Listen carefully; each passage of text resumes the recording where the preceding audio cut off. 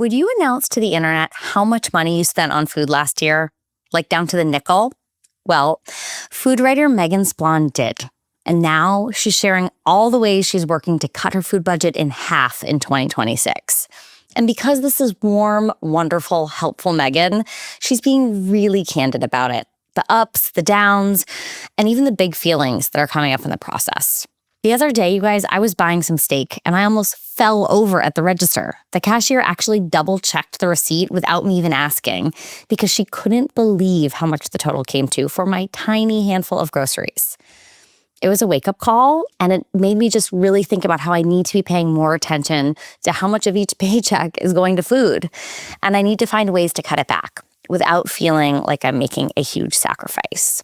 So if any of that resonates with you, if you're overwhelmed by food prices, or if you just want to spend your money a little differently, maybe you're looking to support some local farmers and give a little less to the drive-thru, whatever your goals are when it comes to food budgeting, you are going to love this episode.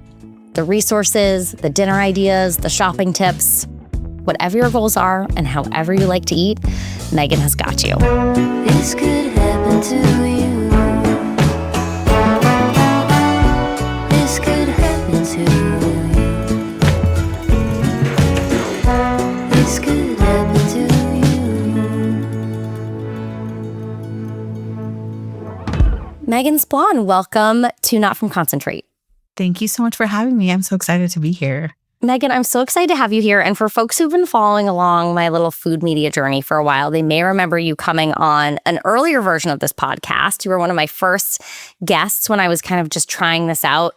And I loved our conversation, and a lot of listeners did too. And we had, the opportunity to talk about your sort of vast food career in podcasting with Didn't I Just Feed You? You were kind of just wrapping that up.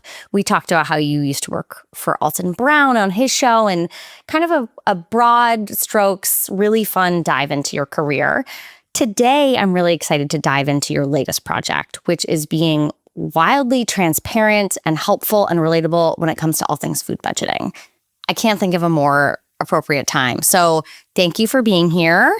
And let's start with you giving just like a little bit of a background of what this project is, where it lives, and what you're hoping to do here. I wish I had like a beautiful name for it. I keep calling it Food Budget Diaries, but essentially in the end of last year, I started to have the sense that we were spending way more on groceries, on dining out, just like food in general, than was healthy or helpful. And sometimes I was feeling overwhelmed by what was in our pantry. And as a person who writes about food on the internet, we often get samples of things, and it just felt overwhelming. And I decided that I was going to go back through the last year of spending and understand what we had spent, which ended up being over $32,000, which still feels like crazy to say out loud because that's a salary for some people. It's almost half of what I make as a freelance food writer.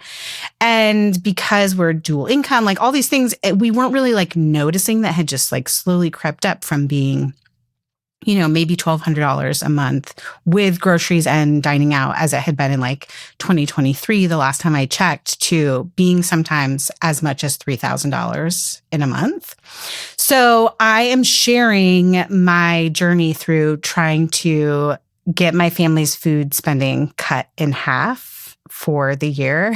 And we're in the first couple of months. We're not even halfway through. And I'm struggling with it. I think it's really hard, given the climate of food, what is happening with food prices, that they are continuing to go up. Dining out prices are continuing to go up. And I'm still trying to systemize how we spend food on groceries. So I'm sharing it all on my Substack, which is just my name now. When we talked many years ago, it was Stir and Scribble, but it's just meghansplon.substack.com. And along with that, I'm also sharing video updates on YouTube and sharing a little bit on my Instagram as well. So it's kind of everywhere, but Substack is really the place for weekly, monthly updates where I'm sharing the real numbers and also sharing the resources that I'm creating for myself with my audience to help them if they want to change their food spending too. Meghan, I just want to start by saying I so appreciate your radical transparency, and I'm sure other people do too. I know it wasn't easy for you to say that number, and I think it just immediately makes the listener, the reader understand, like, you are the real deal. You're going to be straight with us. And yeah, I just want to thank you, because a lot of people don't talk about money like that, and I think it's super helpful. And I think it immediately also takes some of the shame out of it. Like, I'll kind of match you with my radical transparency there.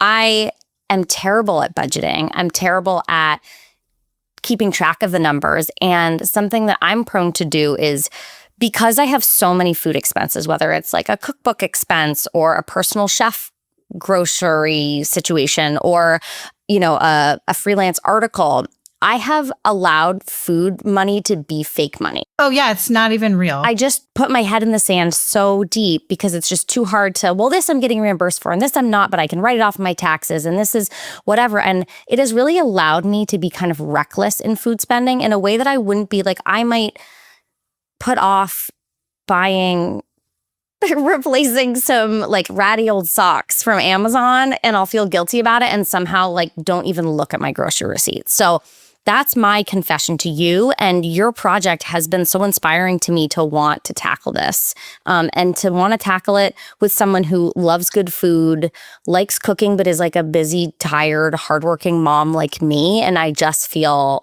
so happy that you're doing this for, and I know so many people are going to benefit. So thank you. Let's start with food budgeting. How, if you're me, if you're barely looking at the cost, but you know it's too much, like, how do we start? Yes. The very first thing that you have to do before you can change your budget is to know your budget, or like what your food spending habits actually are. So tracking is the first step. Like, I started in January knowing what I had spent in 2025, having a ballpark idea of what I was spending every month, just having gone back through like bank statements. But in January, I tracked like every single dollar in real time. And it's sort of hard to articulate how that feels different than like looking back and being like, well, a whole year is already done. Like, that money is already spent, versus noticing what you're spending as you're going along week to week. And building the habit of tracking will be helpful when you decide like, okay, this is my goal. I want to cut it in half, or I want to cut it by a third, or I want to cut this specific bucket of spending because that's not feeling aligned with my values. So just tracking. And there's lots of like really great tools for that. Like, you could download something like a Monarch Money, or Mint was an app that existed for a long time that people used. I'm currently using a Hobonichi Weeks, just like a planner. That's my food spending planner. And I write down every day what we spent. And then I also write down how I feel about it. And then I also created a Google Sheet that tracks my specific bucket. So at the end of each week, I just input those numbers from my journal into that. And it also tallies the total from each month into a year tally too. So I'm like keeping track of how 2026 is going in real time. And I'm sharing that, like, that's one of the resources that's available on my Substack, is the Google Sheet for anyone to pick up and fill out. But I think however you decide to track, just understanding how you're actually spending your food budget is the fastest way to be able to like take control of it, have autonomy around it, and then change it if you feel like you need to. It's like anything, you have to like face the current reality in order to make any sort of steps forward. I want to stop for a second. You are a stationery kind of queen. You have like beautiful scribbles and doodles, and you love a planner. So go back for a second. That planner you used, we'll link it in the newsletter. But what is it? It's a Japanese. Yes, it's a Hobonichi is the brand. They make a handful of different sizes, shapes, formats. And the weeks version of it, which I should have brought to share, but the weeks version of it is a week by week. So it has like Monday through Sunday for each week of the month on one page. And then on the other page is just space to journal or track things. I sometimes put my meal plan on there, but I also use it for like journaling how I feel, because when you're trying to change a habit this big and this ingrained, and like you, my work is my it's like so ingrained in who I am, like being a food person, someone who enjoys good food, who tries new things, who knows about what's on the grocery market shelves. Trying to like unravel that and change my habits around how I spend is also like an emotional thing that processing it is helping me make those big changes. I want to dig in there a little bit more because you've always shared on your Substack, even before you really, homed in on this budgeting piece, your sort of feelings journaling and how you feel about stuff. And I think, again, with money and food, I mean, what topics can bring up more shame for people than that? So could you talk a little bit more about what's kind of come up for you on the feeling side of it and how that has affected this whole project and your ambitions there? Yeah, I think shame is a great word. And also like there's some guilt. I grew up with a single mom. So at times we were on food assistance. So realizing that some of my compulsive overspending, overshopping came from a place of that like insecurity, like almost inner child work of like having to be like, oh, we have enough. Like we don't need 3 5-pound bags of rice at a time. Or we don't need to like try this new thing necessarily. So that's been a big thing, is just like working through like insecurities and what it means to like not just hop on a trend of trying something like a new product or wanting to taste test every flavor of Oreos that there are in the world. And recognizing like what my family actually eats on a regular basis. And then a big thing that has come up that I'm still very much working through is that I have a teenager who is primarily at home with me. She's homeschooling this year. And one of the things we do to get out of the house to spend time together is like we'll go and get fast food, which is one of her favorite things. And it's this weird, like, I love that moment, but it's gone from being like a once a week thing to maybe 2, maybe 3 times a week. And that's like actually not aligned with my food values. So there's like, there's conflicting. There's like the joy of spending time with her, and then the guilt of feeling like I'm establishing a habit that's not sustainable and that also doesn't align with my values.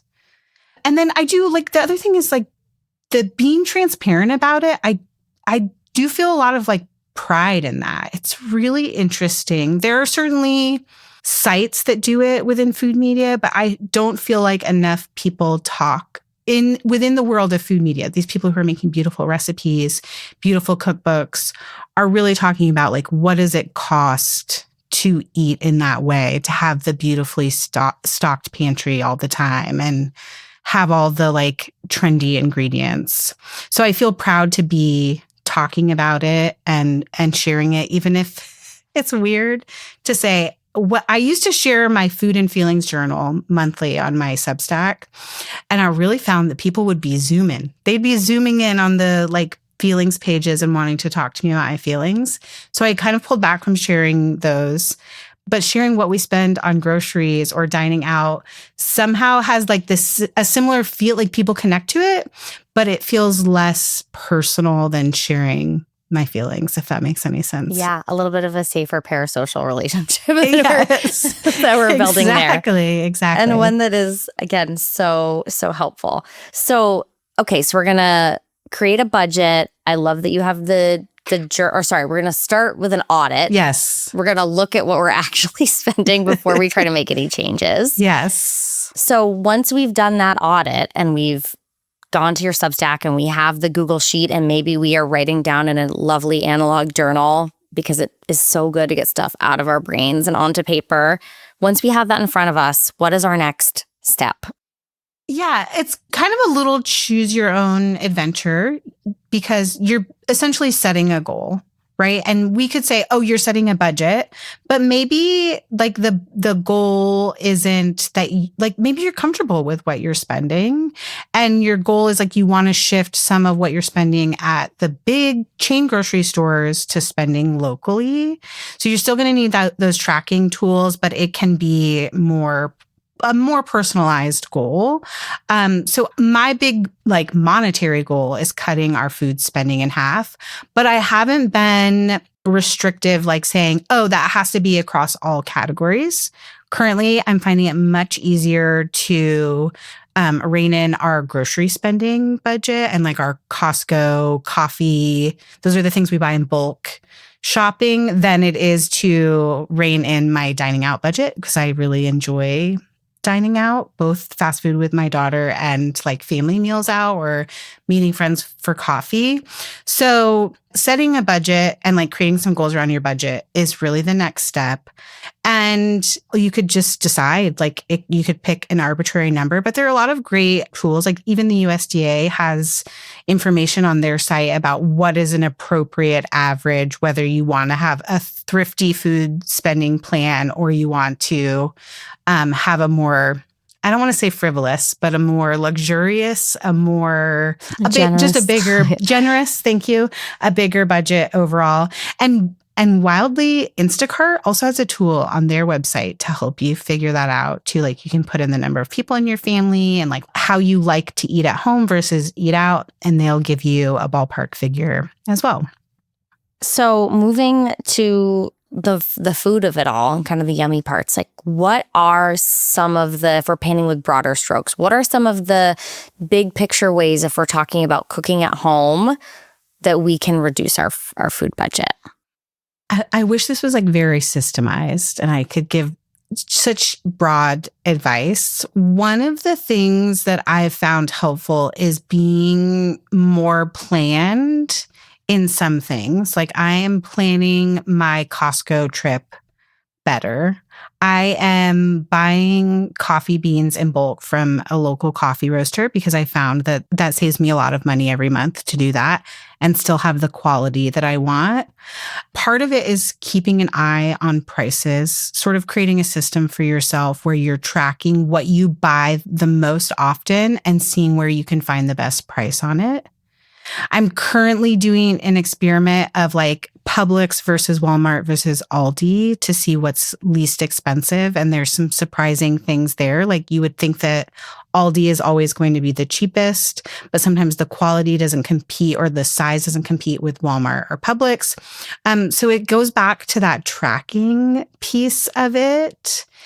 And then one of the big things for me has been creating some easy meal, like things that are always like in my pantry, in my freezer, because my biggest area of overspending is dining out. It's like getting to a Thursday in the week and being like, whatever I planned for dinner is too much work and I need to pivot. And I used to just pivot to like, oh, we're going to get takeout or we're going to do pizza delivery.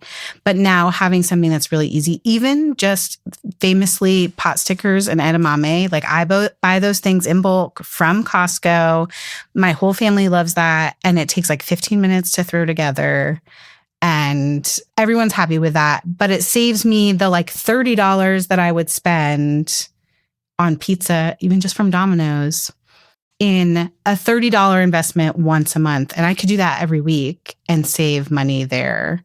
So there's that, like there's the very small, just honing in on your own habits and realizing where are the places where I've lost result. Like how do I get myself so I don't have to hold myself accountable or like be responsible in such a hard way. And also budgeting for like the fast food out has been helpful too, because it removes the guilt. And that's like money that you've planned for already. And you get a little bit, once you're like, oh, I'm planning for it, you pay more attention to little like deals and coupons and the days that it's less expensive to eat out. So there's lots of tiny strategies throughout food, depending on where your values are. And how does the admin fit into your life? Is this like a thing you're spending a few minutes a day? Is it a weekly thing? Like, how do you hold yourself accountable to that tracking piece? Because that's the hardest part for me is I'm like, yes, of course.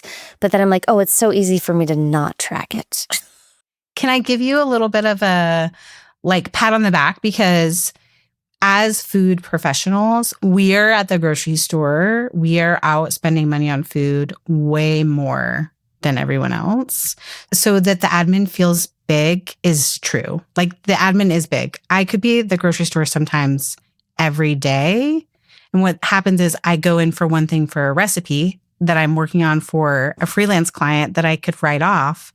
And then I see like the fun Doritos flavor or like the fun drink flavor that I haven't tried. And that's where I get myself into trouble. So, but back to your question, I am trying to do the daily spendings, if they're daily spendings, every day in my journal. And that is usually when I'm sitting at the dining table anyways with my son after dinner. He's working on homework and I would be drawing in my food and feelings journal anyways. Like that's just habit pairing for me where I'm already sitting, my pens and paper are already out and I just take the receipts from the day and log them there. And then once a week before I meal plan, it's usually on Fridays, sometimes it's Saturday morning, I take that log from the week and put it into my spreadsheet.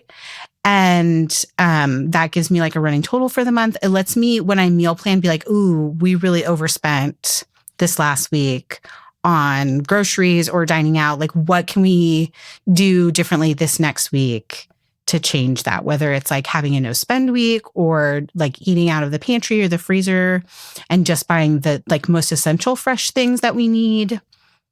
And then once a month during that time, I'm taking a little bit more time to look at the calendar for the month ahead and set up my goals for the following month and set up my budget for the following month. Like if we have a trip planned, our dining out budget's going to be a little bit bigger. And that might mean that we take money from grocery or bulk spending buckets and redistribute it there, or we just make more room in that month's budget for those things. So it's kind of like a very small daily, a smallish weekly, and a medium-sized monthly admin for that stuff.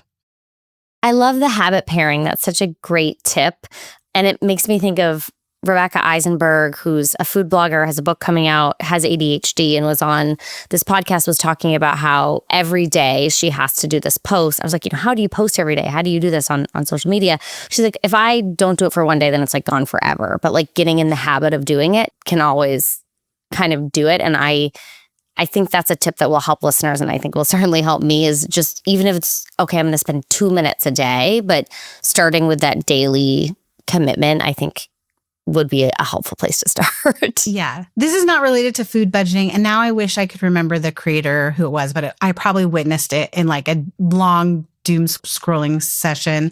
And it was more about creating consistency around like workout habits. But she was saying like one day it's okay to skip one day. But like if I skip 2 days, then I really fall off. So just having this mindset, like, you can have one day off. You can have one day that's a rest day, but you can't have 2 in a row. So like that helps me keep that consistency with the tracking part of it.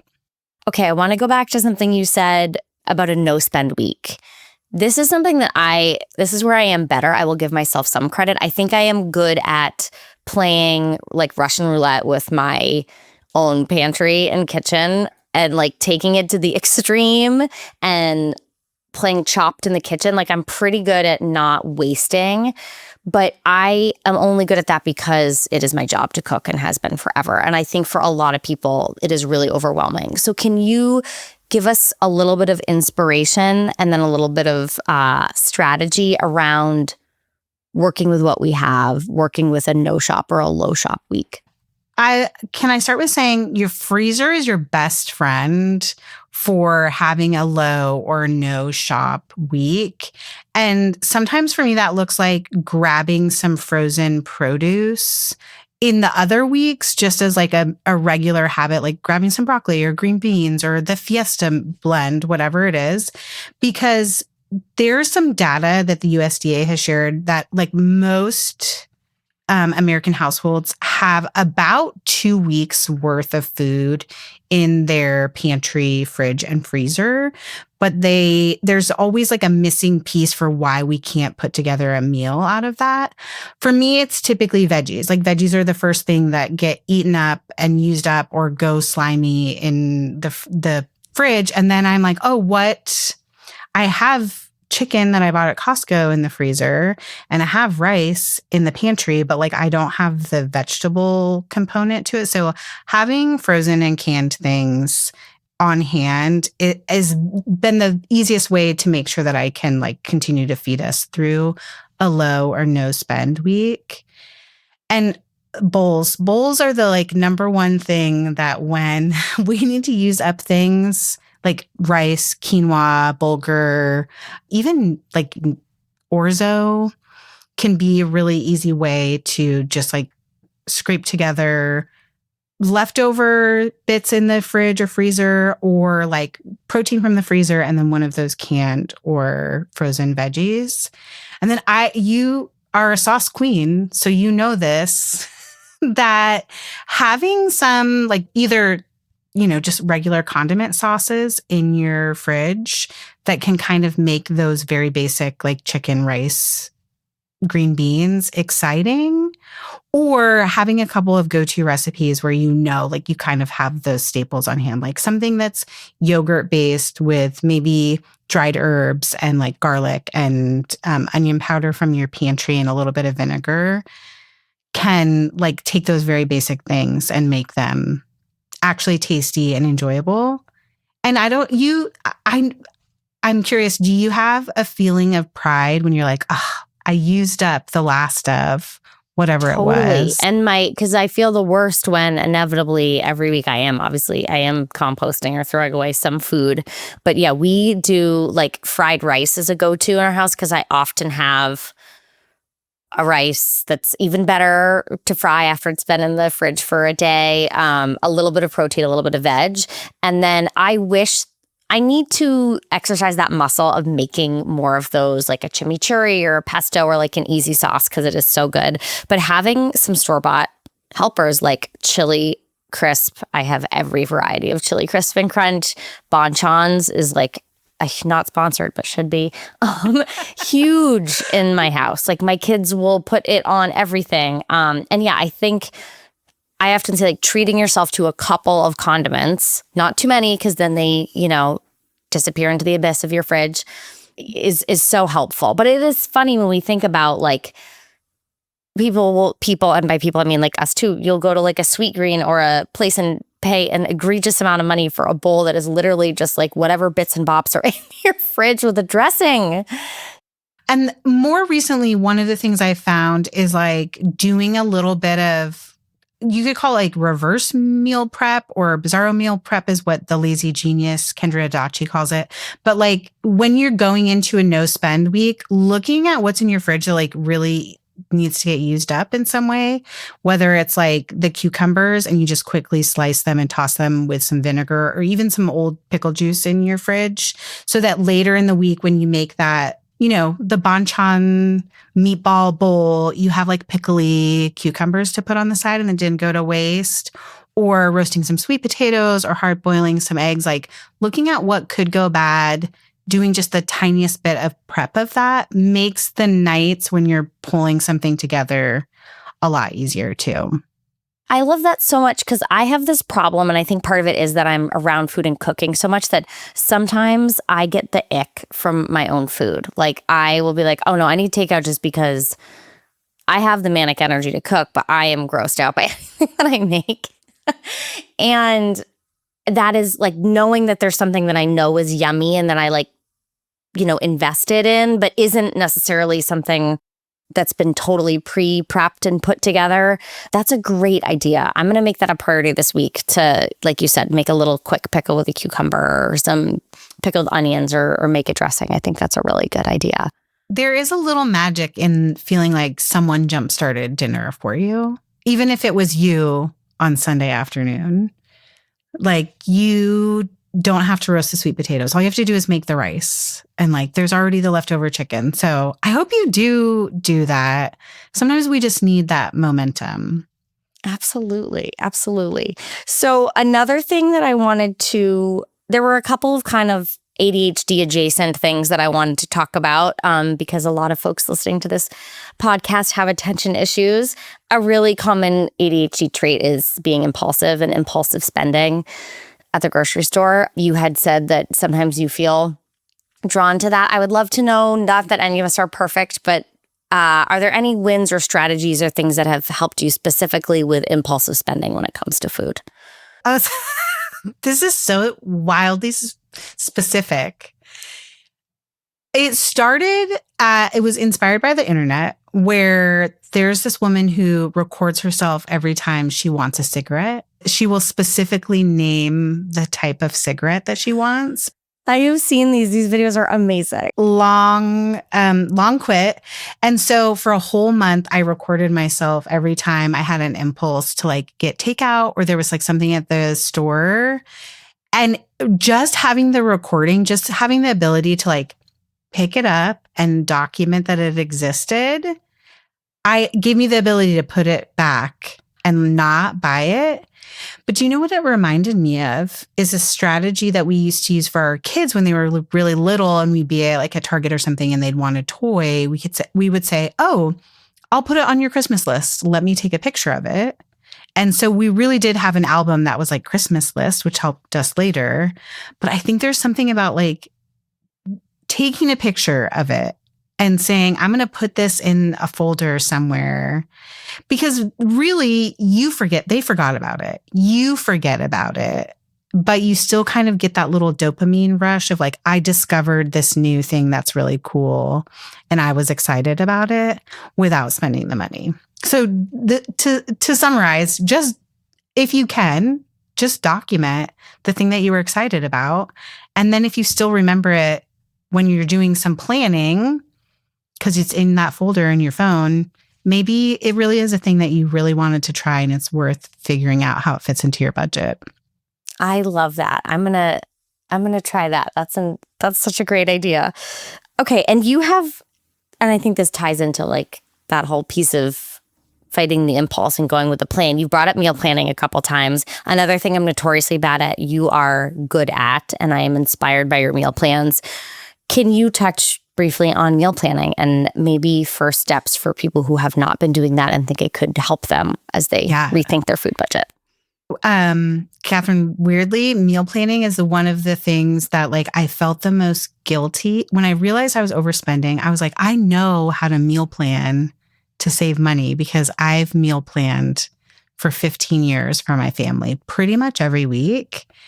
And it created this really weird little spiral. I was like, I know better than this, but I have been meal planning and writing about meal planning for a really long time. I, first of all, love to remind everyone that whether you're planning on Friday afternoon or Saturday morning like I do, or you're planning staring into the fridge at 6:30 on a Tuesday night, you are still a meal planner. So don't beat yourself up in any way for like not having a habit around it. And remember that like a meal plan can look a lot of different ways. But if your objective is to create a habit and you want to get better about saving money, using up things that are in your fridge, freezer, pantry, then having some sort of like written down meal plan will be hugely helpful. Don't think that you have to start with like planning 7 days worth of meals.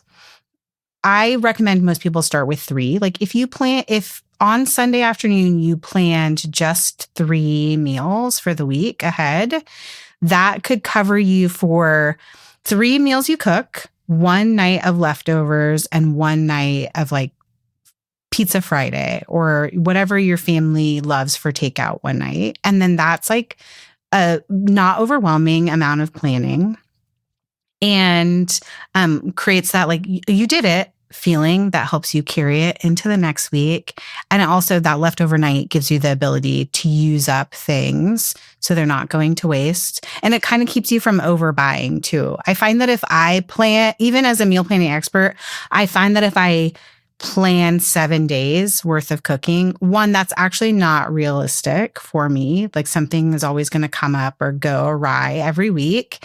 And also that I end up overbuying and I'm like having to quickly pickle things or roast sweet potatoes or overfill my freezer because I just didn't get to whatever I was aspirationally planning for. So starting small to build the habit. And then I also I do treat myself. I always make sure I have like a fun little drink, whether it's just like my favorite cup of tea or a fun soda. lately I've been really into Shirley Temples, weirdly. Oh my gosh, what a throwback. I know, it's really fun. I have a friend who that's like her go-to drink out because she doesn't drink alcohol. And so she really inspired me. I was like, ooh, what makes the best like Shirley Temple at home? So I make myself a Shirley Temple when I sit down to meal plan. I try to not spend 30 minutes like going down a scroll hole trying to find recipes. I usually pull from either my dinner diary, which is where I write down what we have eaten, not what I planned, but what we actually ate, to find family favorites, or I'll pick like one cookbook for the week and pull like 2 or 3 recipes from there. So that way I'm not like just all over the place looking for recipes, and making it a short habit has made it more sustainable too. That's awesome. And yeah, I feel like there's so much benefit to be gained. I remember also you saying, this might seem obvious now, that you were like, put takeout in the meal plan, like write it down. And then again, you're not feeling guilty about it. You're not having that like mental exhaustion of like, will I, won't I, arguing with yourself. It's like, okay, I'm doing it. And then you enjoy the takeout just as, more than you might have if you're doing it and then feeling kind of bad about it at the same time. A question for you is, do you feel like there are special strategies for folks who are neurodivergent for planning, for tracking? Like, I can say these habits work for me, but how would you adjust them to fit your kitchen and your life? Yeah. So, the planning and tracking, as I said, is like a real work in progress. I am just starting to put things down analog, like writing them and realizing how hugely helpful that is. I can barely read my own handwriting, and it's been a point of embarrassment my whole life. But I've kind of gotten past that because I've realized how much more effective it is to just write something down, because then when my brain gets swirly, I can just look at the list and say, no, this is the thing that I'm making. This is the thing that I'm buying. So I have to try. I think I want to dig a little bit deeper into some of your methods.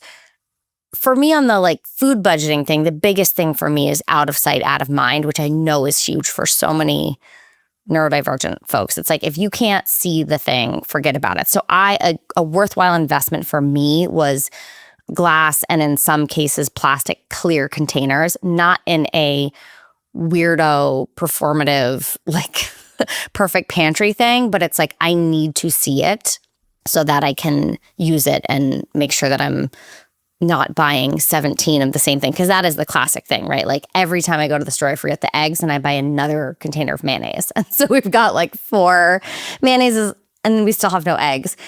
So that, and then the one habit, which I've written about sort of like ad nauseum, is I now deep clean my produce drawer every single week, because the sludge of shame was the thing that would get me, and I would put produce in there and then it would get slimy and I would feel guilty and then I wouldn't want to look at it because I felt so guilty about it. But it really, for me, is all about being able to see everything and writing down a little bit of a plan. Yeah. You commented on a Substack recently where I was talking about the concept of first in, first out, which is very like restaurant forward thinking. And I'm wondering if part of the like avoiding the sludge of shame is that it's forcing you to put the things that need to be eaten up like right in front of you, which is the whole idea behind first in, first out. Do you find that to be true? Like you have to kind of organize the fridge in that way? 100%. It's like I just have to organize it so that it is inescapable. Something I haven't done and I would like to do is get a label maker and actually label exactly like, this is where the ketchup goes. This is where, which sounds crazy, but I have a hard time. Like my husband is famous for like saying, I don't understand. If I take something out of somewhere, it goes back to the exact same place, because then I don't have to waste the mental energy of like making that decision and figuring that out. And I'm like, that all makes sense when you say it. But for me, I kind of black out when I grab the thing and then where does it go? And so I would like to take it even a step further so that I want to save all of my mental energy for like the creative process and the sort of like hard physical work. And unfortunately for me, and I think a lot of folks with ADHD, a lot of that mental energy gets expended on these like ridiculous menial tasks.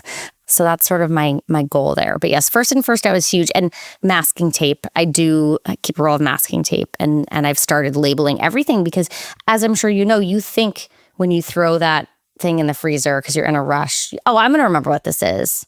There's no way that I'm going to mistake chili for ragu. No, I call them UFOs, unidentified frozen objects, because I'm like, what is this hockey puck? Yeah.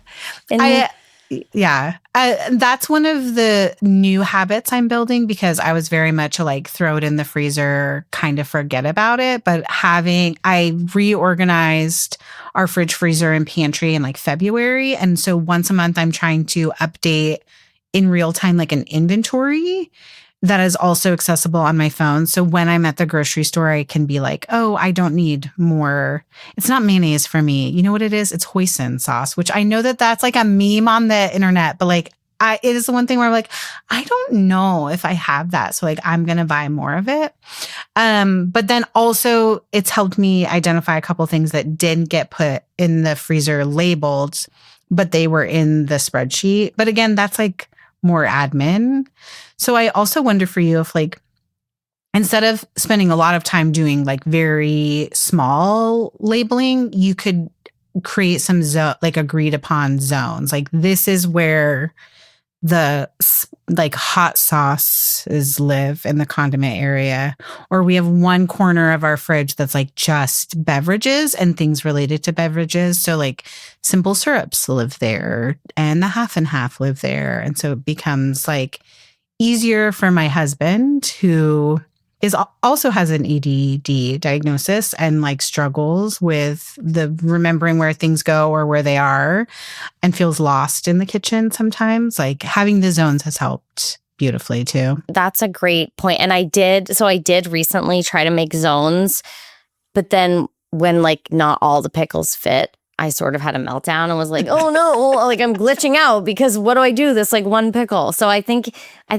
need to meld our ideas, and I think I need to make the labels. But as you said, I think it needs to be with the zones, and I just need to accept that I have a relatively small, that's the other thing, is I live in an urban, home, and we have a relatively small fridge, and then our washer and dryer is right next to it in this little pantry. So in some ways it's very helpful. Like I can't be sort of a food overbuyer because there's no place to put it. And I remind myself of that a lot, that there are like real benefits to those sort of constraints. But there are times where I'm like, between the milk and the beer and the pickles, I can barely fit anything else in the fridge. And that's no good. I don't know what that says about my pickle and beer buying habits, but Something wonderful, I'm sure. You got a lot of great brines going on in there. we're gonna brine some fried chicken. We're gonna make those pickles that you talked about, the quick pickles. Okay, so in that case, Meghan, I have one last kind of question. I have one last question for you, Meghan, and then we'll dive into the busy brain section of the podcast, which is how we always end. So you had shared that edamame and frozen dumplings are like go-tos, family-saving meals for you. Could you give us 2 more ideas to just kind of kick us off on grab-and-go, budget-friendly meals that we can have at the ready? Yeah, I just recently wrote for Simply Recipes about a shortcut chicken parm that I make for my family a lot, which is those very ubiquitous like frozen chicken patties, whether they're the Just Bare brand that you can get at Costco, or they're the red bag version at Aldi, which is very affordable. I just throw them in the oven until they're crispy and then top them with like a marinara sauce and some shredded mozzarella.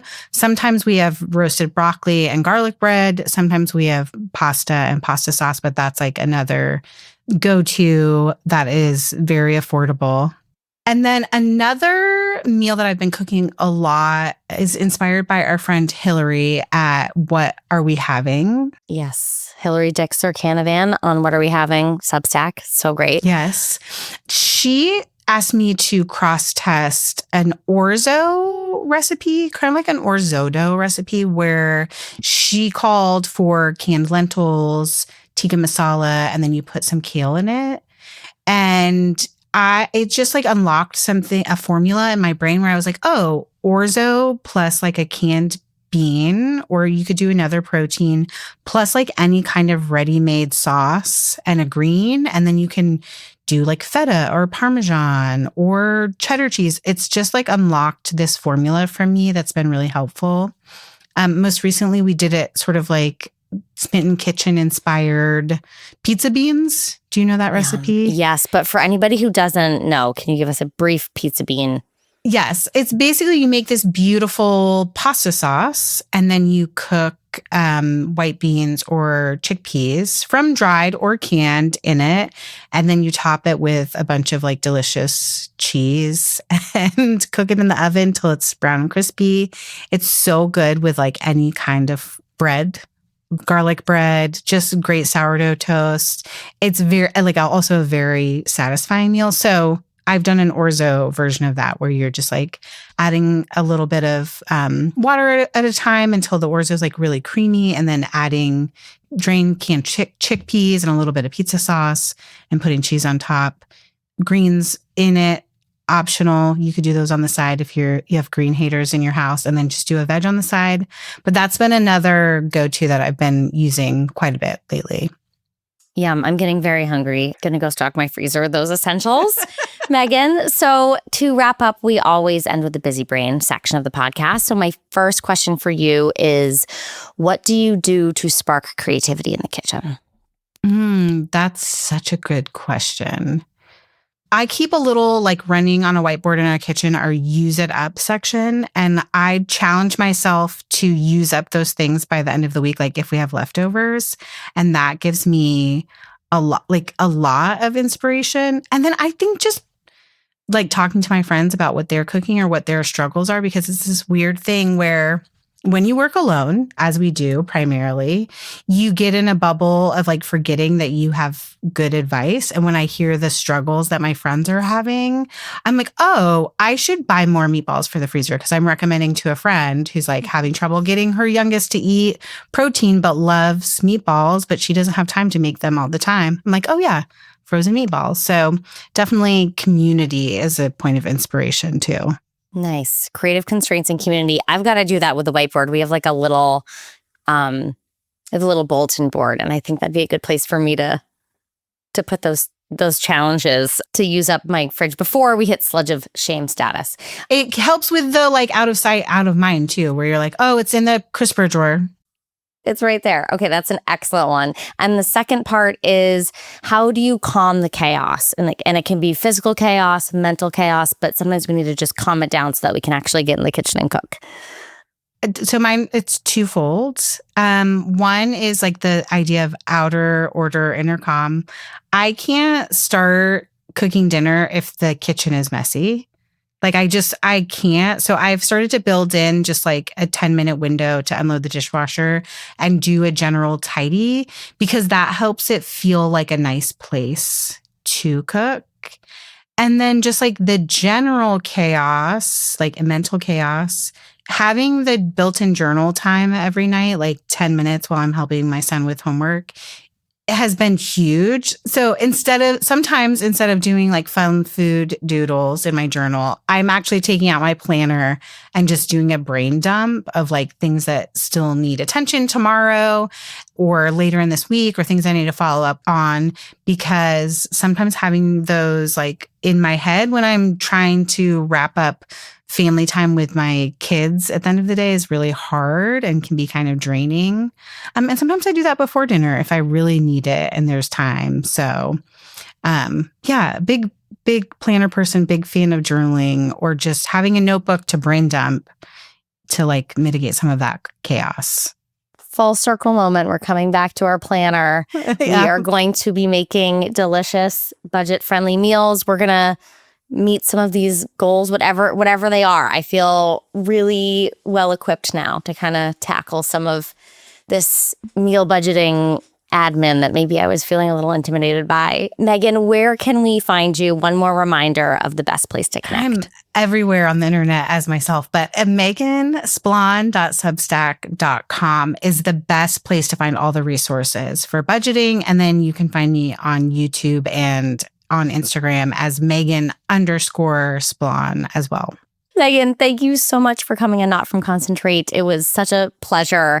And I'm going to keep you updated on how this goes, trying out some of your new resources and systems. Please, I really want to know, because if you're having trouble, I want to help troubleshoot it for you and share it with other people too.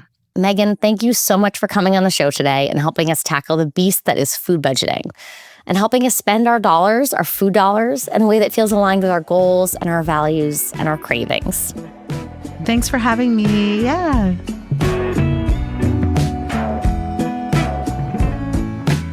And you, thank you for taking the time to be here, and I hope you enjoyed my conversation with Meghan.